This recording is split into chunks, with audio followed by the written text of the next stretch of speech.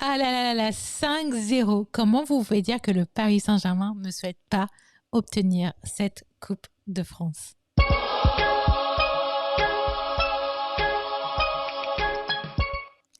Privet, c'est Johanna Swan.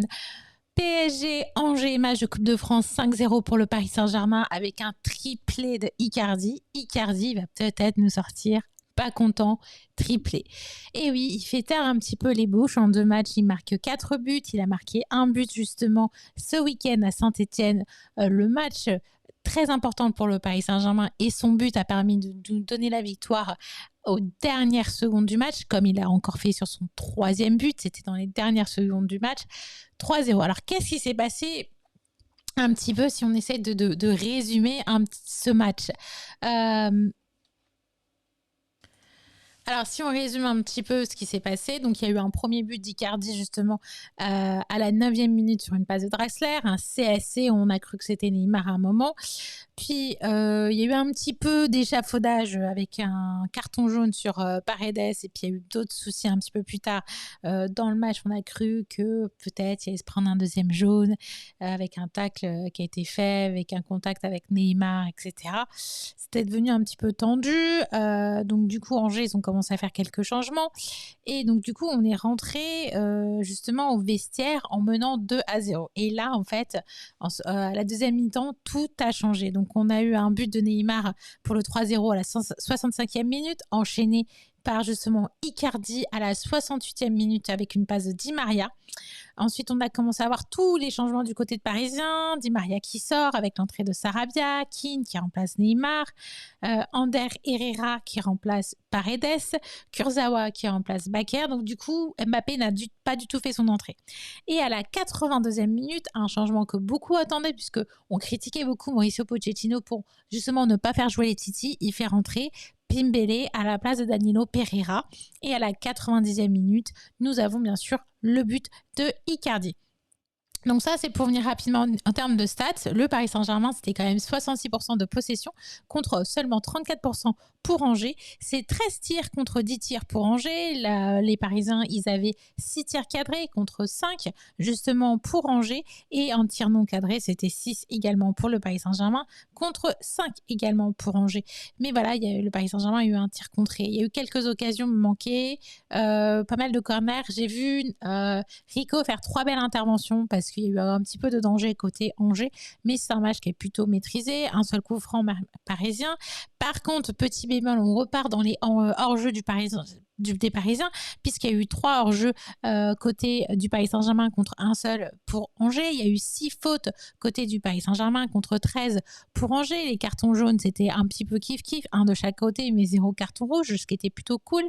Le nombre de passes est impressionnant parce qu'ils ont fait un jeu du foulard, enfin la passe de foulard justement pour l'un des buts parisiens, et ça a dû augmenter le nombre de passes. Mais du coup, on avait 785 passes pour le Paris Saint-Germain contre 391 pour Angers, avec 719 passes réussies pour le Paris Saint-Germain avec 322 pour Angers.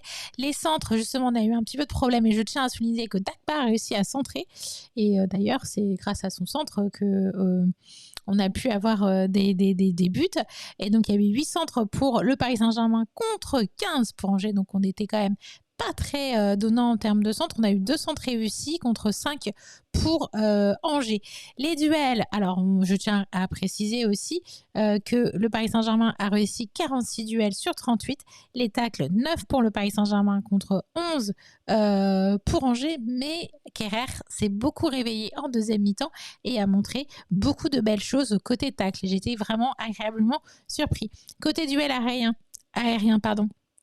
6 réussis pour le Paris Saint-Germain contre 7 pour Angers. Les dribbles réussis, on en a eu 13 côté du Paris Saint-Germain contre 6 pour Angers. Au niveau des interceptions, on en a eu 14 au côté du Paris Saint-Germain contre 22 pour Angers.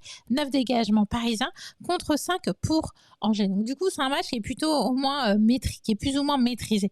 Donc du coup, c'est une victoire supplémentaire justement pour le Paris Saint-Germain, sachant que au match aller, au match retour justement, on avait gagné seulement 1 but à 0, et au match aller on les avait gagné 6 buts à à 1. Donc du coup, on revient un petit peu dans les anciennes statistiques.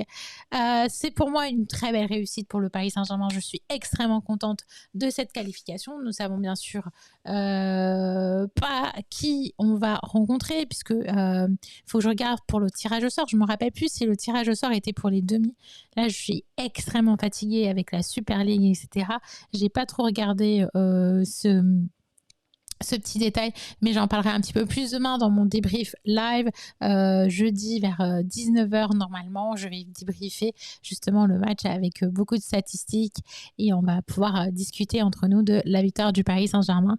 Et je vous souhaite une très très belle soirée. Et surtout, n'oubliez pas d'aimer la vidéo si elle vous a plu et de mettre...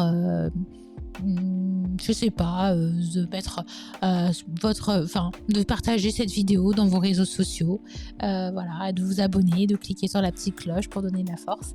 Ça mange pas de pain comme on dit. Et surtout les amis, vive le Paris Saint-Germain. Ciao.